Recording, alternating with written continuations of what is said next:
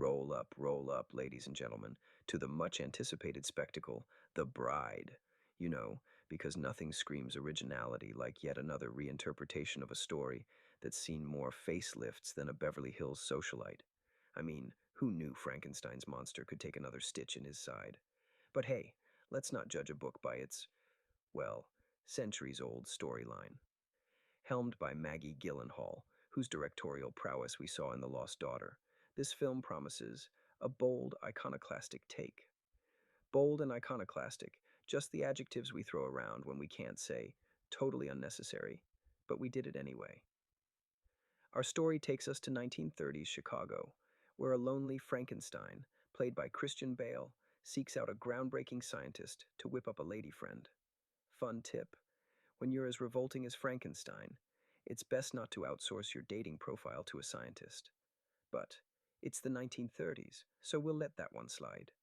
Enter stage left, the brilliant Annette Bening, who takes on the role of Dr. Euphronius. Side note: when was the last time you met someone named Euphronius? Sounds like a microwavable Greek cuisine. But I digress.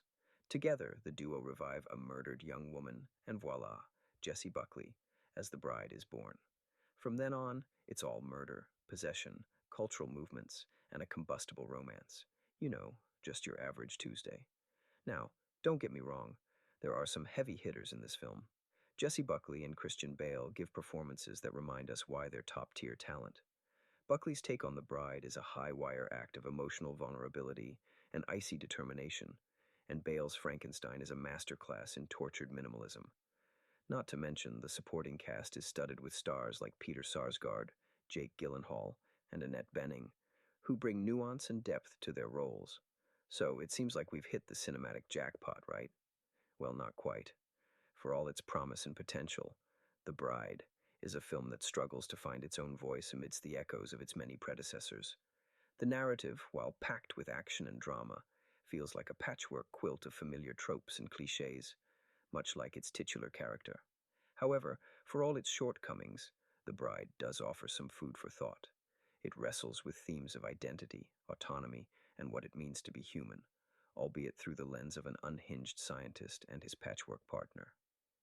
In conclusion, if you're a fan of Frankenstein reboots, gothic romance, or just have a thing for Christian Bale in period attire, The Bride might just be the film for you. And if not, well, there's always the popcorn. Stay tuned for more reviews where I slice and dice the latest films with all the subtlety of a chainsaw. Until next time, cinephiles.